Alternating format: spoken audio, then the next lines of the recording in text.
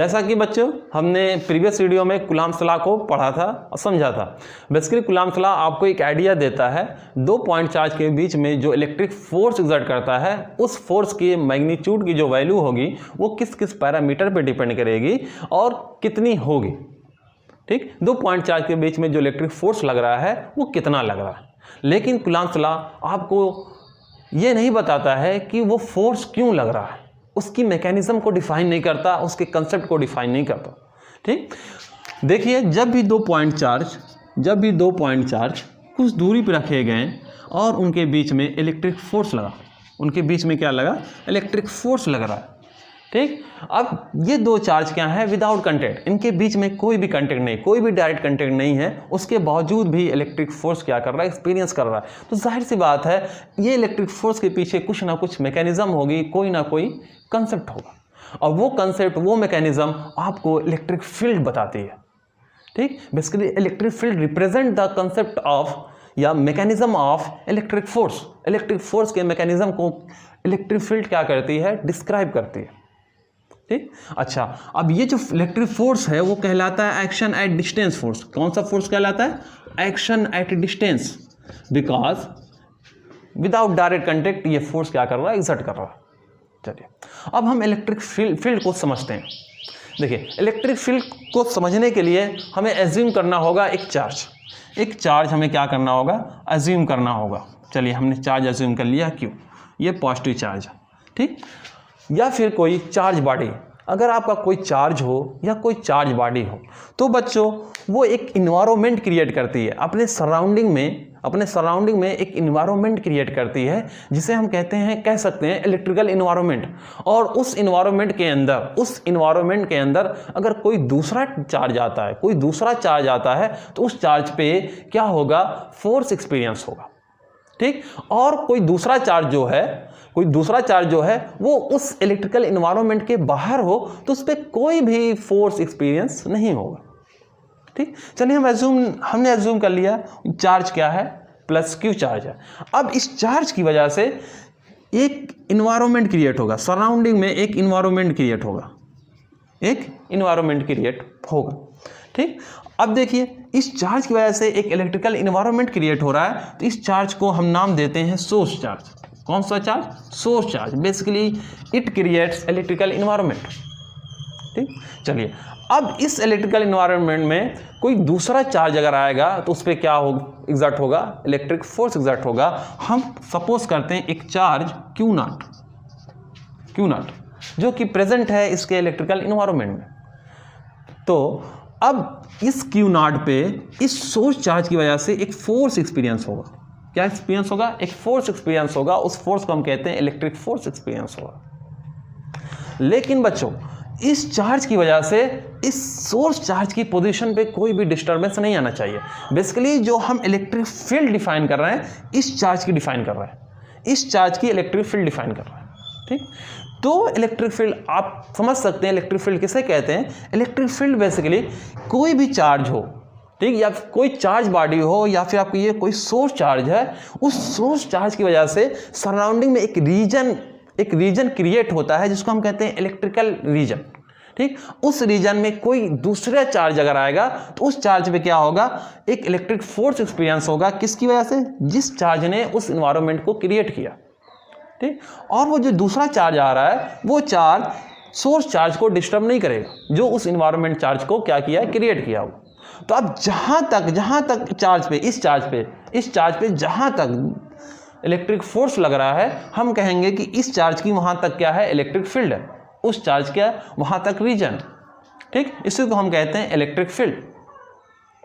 ठीक बच्चों, चलिए अब इलेक्ट्रिक फील्ड को हम डिफाइन कैसे करते हैं। देखिए आपको 3 टर्म मिलेगा, एक इलेक्ट्रिक फील्ड मिलता है, एक इलेक्ट्रिक इंटेंसिटी मिलती है और आपको एक जो मिलता है वो मिलती है इलेक्ट्रिक स्ट्रेंथ।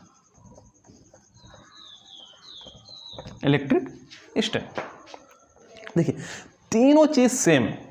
ठीक, आप इलेक्ट्रिक इंटेंसिटी, इलेक्ट्रिक स्ट्रेंथ, इनको सिंबल में कह सकते हैं इलेक्ट्रिक फील्ड। ठीक, अब डिफाइन कैसा होगा, देखिए इस चार्ज को हम सोर्स चार्ज का नाम दिए और हम जो इस सोर्स चार्ज की वजह से इसकी इलेक्ट्रिक फील्ड को जो हम टेस्ट कर रहे हैं उस चार्ज को हम क्या कहेंगे, टेस्ट चार्ज। हम इस चार्ज के माध्यम से या आपके इस चार्ज के द्वारा इस चार्ज की इलेक्ट्रिक फील्ड को क्या कर रहे हैं, टेस्ट कर रहे हैं, इसलिए हम इसको कहते हैं टेस्ट चार्ज। ठीक बच्चों, चलिए अब जो डिफाइन होगा इलेक्ट्रिक फील्ड, जो डिफाइन होगी हम डिफाइन कर सकते हैं electric field at a point P, हम पॉइंट अज्यूम करते हैं at a point P due to source charge. Source charge की वजह से जो इलेक्ट्रिक फील्ड है पॉइंट पी पे वो क्या होगी, electric field at a point P due to source charge may be defined as force experience per unit test charge. ठीक, टेस्ट चार्ज द्वारा जितना फोर्स एक्सपीरियंस किया जाता है उसे हम कहते हैं इलेक्ट्रिक फील्ड। उस पॉइंट की क्या कहते हैं, इलेक्ट्रिक फील्ड। ठीक, तो इसको जो रिप्रेजेंट करते हैं वो कैसे रिप्रेजेंट करते हैं, इलेक्ट्रिक फील्ड इक्वल टू लिखते हैं force experience per unit test charge.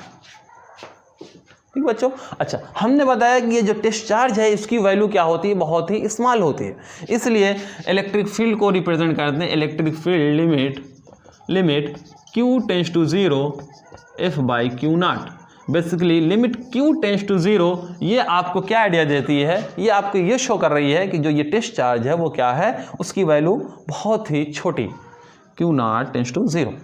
ठीक, जिसकी वजह से जो यहाँ पे सोर्स चार्ज है उसकी पोजीशन में कोई भी चेंजिंग नहीं आ रही है या उसमें कोई भी डिस्टर्बेंस नहीं आ रहा।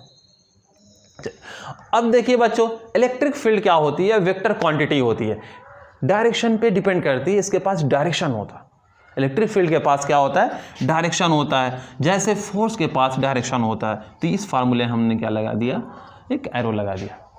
ठीक, अब अगर हम इलेक्ट्रिक फील्ड की यूनिट की बात करें तो वो क्या होगी, तो आप इलेक्ट्रिक फील्ड की यूनिट यहां से निकाल सकते हैं बच्चों। फोर्स की यूनिट न्यूटन होती है, एब्रीवेट विथ कैपिटल N।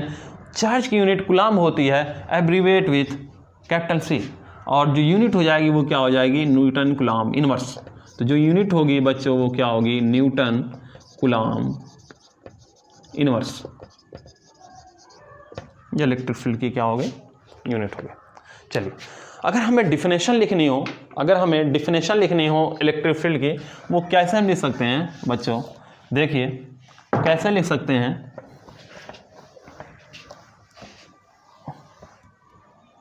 हम electric field at a point P eight any point, कोई भी पॉइंट हो, यहाँ पे हमने एज्यूम किया था पॉइंट P इसलिए हमने वहाँ, तो electric field at any point due to किसकी वजह से, सोर्स चार्ज की वजह से, due to source charge may be defined as force experience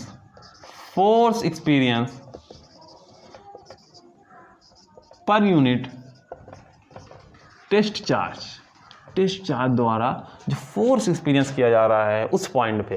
ठीक, without disturbance the source charge को बिना डिस्टर्ब किए। ठीक, ये आपकी electric field, electric intensity, electric strength सबकी डिफिनेशन हो गई। चलिए देखिए बच्चों, जो इंपॉर्टेंट चीज़ है वो आपको ये याद रखनी है कि जो सोर्स चार्ज होता है जिसकी वजह से इलेक्ट्रिक फील्ड क्रिएट होती है, उस सोर्स चार्ज पे कोई भी फोर्स एक्सपीरियंस नहीं होता। उस इलेक्ट्रिक फील्ड की वजह से उस पर कोई फोर्स एक्सपीरियंस नहीं होता है। कोई जो अनदर चार्ज होगा उस रीजन में उस पर फोर्स एग्जर्ट होगा। ठीक बच्चों, चलिए अब जो चीज़ हम देखेंगे वो ये हम देखेंगे electric field at any point due two point charge. किसी भी पॉइंट चार्ज की वजह से किसी पॉइंट पे जो इलेक्ट्रिक फील्ड की वैल्यू होती है वो कितनी। तो स्टूडेंट हमने Q एक सोर्स चार्ज अज्यूम किया एट अ पॉइंट A, और हम इस सोर्स चार्ज की electric field at a point P पे मेजर करने जा रहे हैं, और वहाँ पे हमने एक चार्ज अज्यूम किया Q naught as the test charge. ठीक बच्चों, चलिए और Q नॉट के बीच में जो दूरी है वो क्या है, R। ठीक, चलिए अब देखिए अकॉर्डिंग टू कूलम लॉ के अकॉर्डिंग इस चार्ज पे जो ये फोर्स एक्सपीरियंस होगा, इलेक्ट्रिक फोर्स, वो कितना होगा। तो आप जानते हैं जो फोर्स एक्सपीरियंस होगा F वो क्या होगा 1/4 pi epsilon not Q into Q naught divided by R square and we taken R is a unit vector। ठीक, जो हमें डायरेक्शन शो करेगा फोर्स किस डायरेक्शन में लग रहा। चलिए, force is a vector quantity. अब देखिए, according to concept of electric field क्या होता है, इलेक्ट्रिक फील्ड जो होता है force experience per unit positive charge. ठीक, चलिए अब देखिए, तो फिर हम क्या करेंगे, यहाँ पे जो फोर्स है, ठीक, यहाँ पे ये जो फोर्स है उसकी वैल्यू क्या कर देंगे, यहाँ पे पुट कर देंगे। तो यहाँ पे जब पुट करेंगे तो क्या आएगा 1/4 pi epsilon not Q not by R square, taking vector unit vector and Q not cancel out. तो इलेक्ट्रिक फील्ड जो होगी student at a point P वो कितनी होगी 1/4 pi epsilon not Q by R square. बच्चों देखिए, तो जो इलेक्ट्रिक फील्ड है वो डिपेंड किस पे करेगी, उस सोर्स चार्ज पे। सोर्स चार्ज की वैल्यू जितनी ज़्यादा होगी इलेक्ट्रिक फील्ड की वैल्यू उतनी ज़्यादा होगी। समझ रही बात। और जैसे जैसे डिस्टेंस बढ़ती चली जाएगी, जहाँ पे हमें जिस पॉइंट पे इलेक्ट्रिक फील्ड मेज़र करनी है उस पॉइंट की डिस्टेंस बढ़ती चली जाएगी सोर्स से, तो इलेक्ट्रिक फील्ड की वैल्यू क्या हो जाएगी, कम होती चली जाएगी। क्योंकि according to this formula electric field जो है वो डिपेंड क्या कर रही है, इन्वर्सली प्रोपोर्शनल है square of distance between them. ठीक, चलिए, तो टेस्ट चार्ज मतलब कि अगर हमें इस पॉइंट पे इलेक्ट्रिक फील्ड को मेज़र करना होता तो इस पॉइंट पे इस सोर्स चार्ज की वजह से इलेक्ट्रिक फील्ड क्या होती, ज़्यादा होती कंपेयर इस पॉइंट पे। चलिए ठीक, अब देखिए बच्चों, जो इलेक्ट्रिक फील्ड होती है बेसिकली वो रेडियल फील्ड होती है, स्फेरिकल फील्ड होती है। इलेक्ट्रिक फील्ड जो होती है वो क्या होती है, स्फेरिकल फील्ड होती है। Electric field is a spherical field, electric field is a spherical field और रेडियल फील्ड। ठीक बच्चा, चलिए अब देखिए ये स्फेरिकल फील्ड क्यों होती है, इसलिए होती है कि यहां से हम रिलेशन देखा is inversely proportional to 1/r square.